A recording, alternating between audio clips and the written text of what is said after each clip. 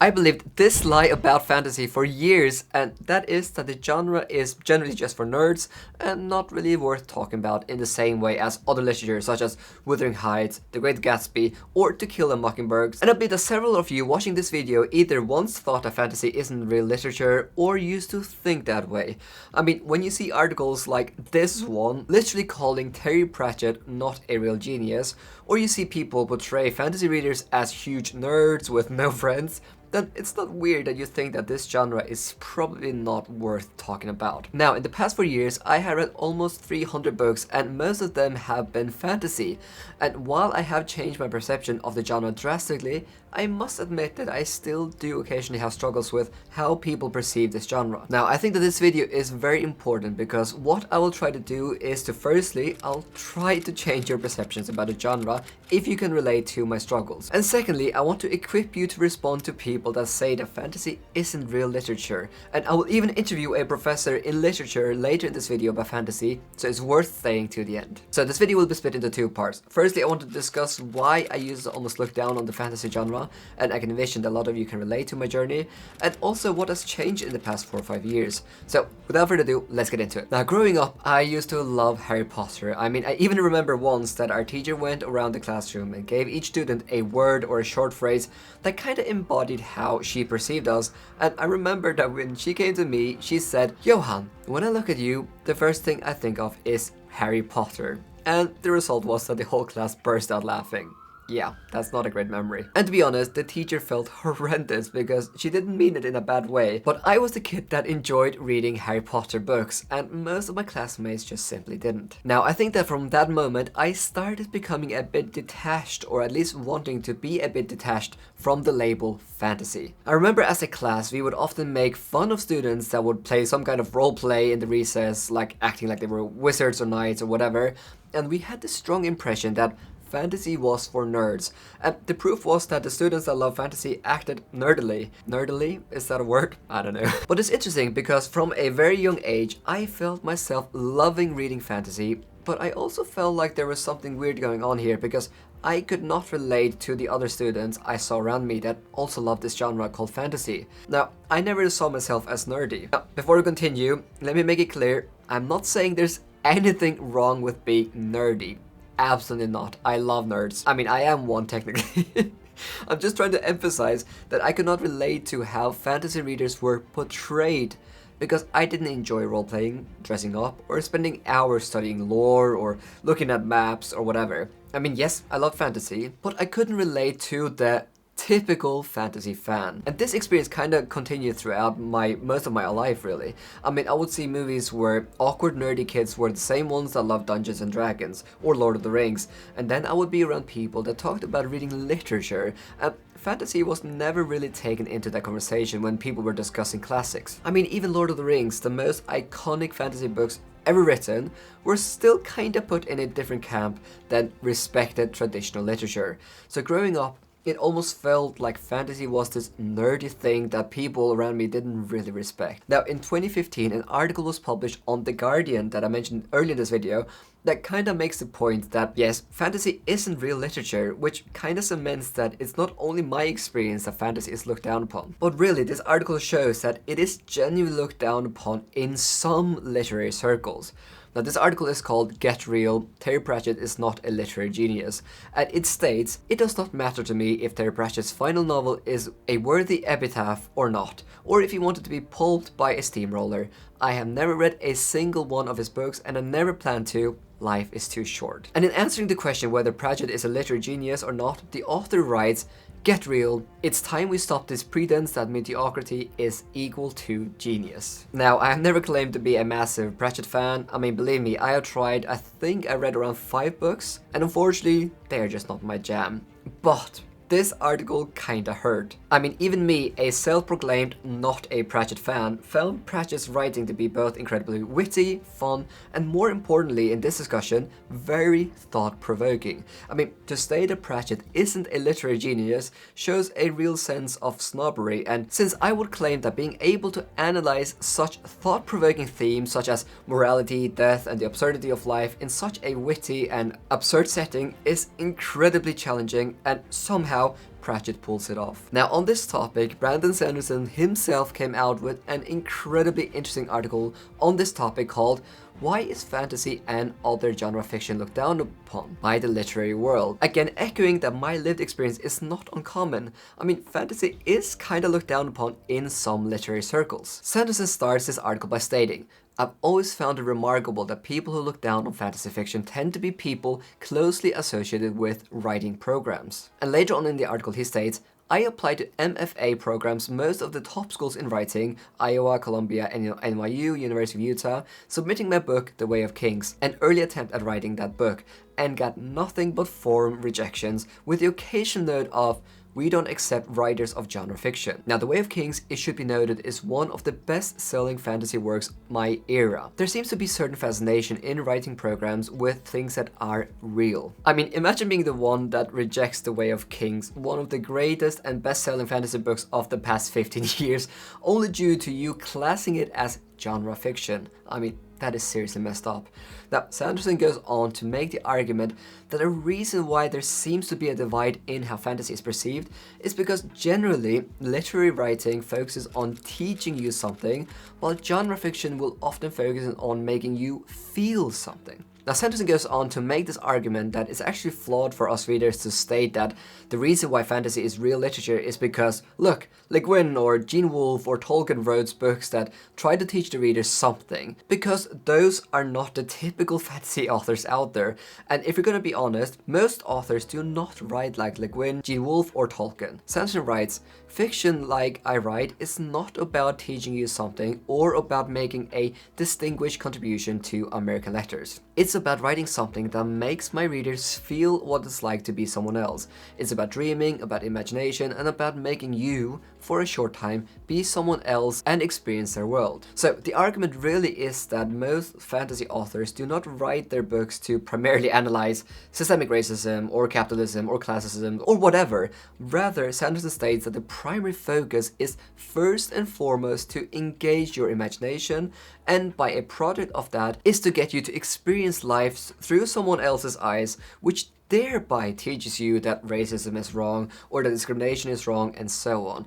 I mean, Sanderson again, he puts it like this: "Maybe those who read our books will be a little more kind and understanding to those they meet who are from different segments of the population. Fantasy preaches against racism, prejudice, hatred, and selfishness. Not overtly by trying to pound in a message. We do this through the simple method of making our readers live lives as people far different from themselves. In my opinion, what we do is more important than a deep and scholarly book about something boring." Now, I'm not sure if literary scholars would agree with Sanderson here. I mean, I'm sure that many wouldn't agree with this distinction he makes. But this point of fantasy targeting your emotions and imagination first and foremost hits home for me, which leads me to the next part of this video: how my perception has changed. Now, I started a minor identity crisis around 4 years ago when I started reading again. I mean, I picked up a book by Stephen King called It, which I fell in love with. I then went on to read The Stand, and then I picked up King's magnus opus, The Dark Tower, his 8-book epic fantasy series. Now, to state that The Dark Tower blew my mind is an understating. I mean, here I was reading a fantasy series that was both Western, fantasy, horror, had meta elements to it, that took place in our world, and also not in our world. A series that analyzed themes such as redemption, destiny, sacrifice, identity, and so much more. And I was left feeling confused. I mean, on one hand, I had read one of the greatest series and books of my life, but on another hand, this was fantasy, the genre that many do not really want to call real literature. I found myself needing to either accept that The Dark Tower wasn't real literature because it's fantasy, or that maybe fantasy had a lot of literary merit that I just didn't know before. It seemed obvious to me that I had to go with the latter option, considering how my mind had been blown by The Dark Tower. And then this led me down a road where I started becoming more excited about exploring other fantasy works, and I started reading series such as Mistborn, The Wheel of Time, the Farseer Trilogy, and so on, and I discovered again and again that my perception of the genre had been wrong all the time. Because these books were not written for nerds only, but rather these books both emotionally impacted me and stimulated my brain to think deeper about life. But I also wanted to see what other people think about this topic, so I actually went and contacted Philip Chase, who has a PhD in medieval literature and literally teaches students about literature. So Philip, Do you think that fantasy is looked down upon in literary circles, and why or why not? Or why not?